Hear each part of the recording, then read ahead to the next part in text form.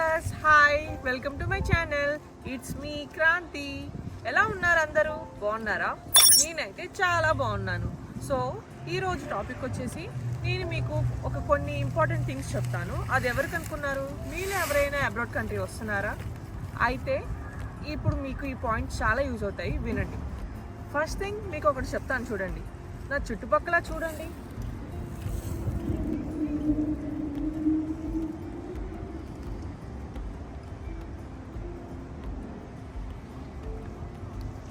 ఇక్కడైతే వింటర్ బాగా స్టార్ట్ అయిపోయిందండి. బాగా మీరు వచ్చే టైంకి ఇంకా -డిగ్రీస్లో ఉంటుంది. సో ఏంటంటే క్లోతింగ్ గురించి చెప్దామని అనుకుంటున్నాను నేను. సో మీరైతే ఫస్ట్ ఆఫ్ ఆల్ ఏమేమి కొనుక్కోవాలో నేను చెప్తాను, చూడండి. ఫస్ట్ అయితే థర్మల్స్ తీసేసుకోండి. థర్మల్స్ అయితే మ్యాండేటరీ. దాంతోపాటు మీకు హుడీస్ ఇవన్నీ కూడా తీసుకోండి. గ్లౌజెస్, బిన్నీ, ఇంకా మీకు ఉలెన్ సాక్సెస్ ఇవన్నీ కూడా కంపల్సరీ అండి. కంపల్సరీ తెచ్చుకోండి. ఎందుకంటే మీరు అసలు ఫస్టే డ్రాస్టిక్ చేంజ్ ఉంటుంది రాగానే, వింటర్ కాబట్టి. సో ఇవి అయితే కంపల్సరీ.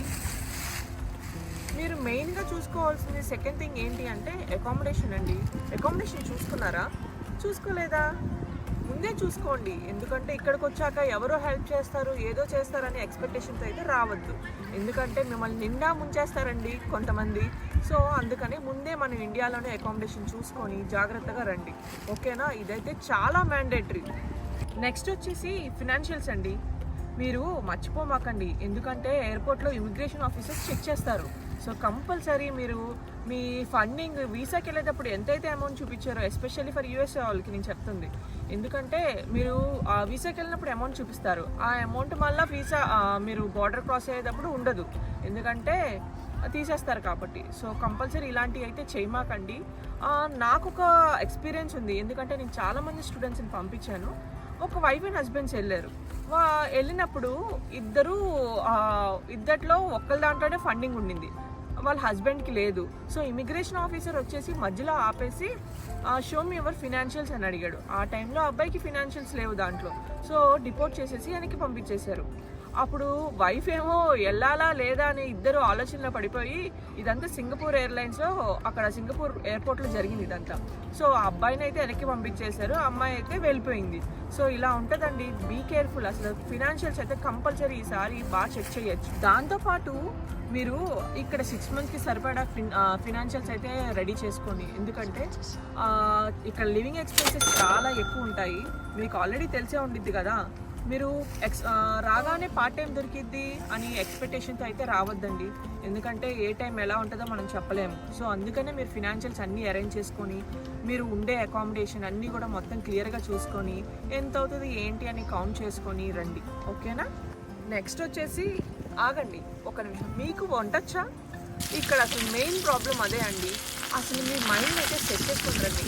అండ్ ఇంకొకటి చెప్తున్నా, ఇండియాలో గట్టిగా నాన్ వెజ్ అయితే తినేసారండి, ఎందుకంటే ఇక్కడ అన్ని ఫ్రోజన్ దొరుకుతాయండి. నేనైతే చాలా మిస్ అవుతున్నాను. చక్కగా వెళ్ళి ఫ్రెష్ మటన్ తెచ్చుకొని ఇండియాలో అయితే మనం తినేస్తాము. చికెను, మటను, ప్రాన్స్ ఏంటి ఏదన్నా. ఇక్కడైతే దొరకడం కొన్ని ఏరియాస్లో చాలా కష్టం. ఎందుకంటే తెలిసిందే కదా, ఒక్కొక్క చోటకి వెళ్ళాలి అంటే మనం చాలా దూరం నడవాలి. ఫస్ట్ మీరు వచ్చిన స్టూడెంట్స్ అయితే ముందు వెంటనే మీకేమి ట్రాన్స్పోర్ట్ అయితే తీసుకోరు కదా. అందుకనే ఇండియా నుంచి మీరు పికిల్స్ అవి ఇవి కూడా అన్నీ ప్యాక్ చేసుకొని తెచ్చుకోండి. వెంటనే మీరు ఇక్కడ ఫారెన్ ఫుడ్కి అలవాటు అవ్వాలి అనేది చాలా కష్టం అండి, ఓకేనా?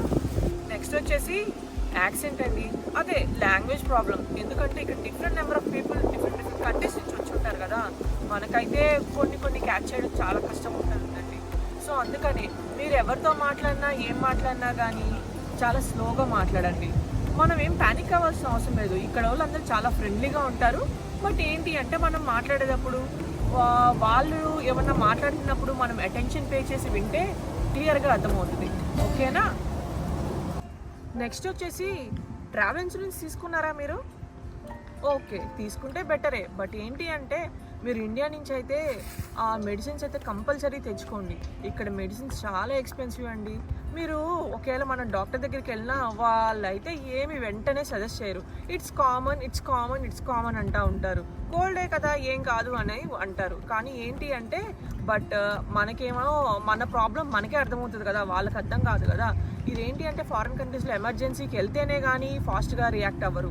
సో మెడికల్ అంతా బాగుంటుంది కాకపోతే ఏంటి అంటే మనం టైం పట్టిద్ది మనకి వాళ్ళు అన్నీ ప్రిస్క్రైబ్ చేయాలన్నా ఏం చేయాలన్నా. చెప్పాను కదా, అందుకనే ముందే మీరు ఇండియా నుంచి మెడిసిన్స్ తీసుకొచ్చుకోండి. కంపల్సరీ యాంటీబయాటిక్స్ అయితే తెచ్చుకోండి. మీకు ఒకవేళ ఎలర్జీస్ ఏమైనా ఉన్నాయా అయితే ముందే చూసుకోండి. అన్నీ మ్యాండేటరీ అండి.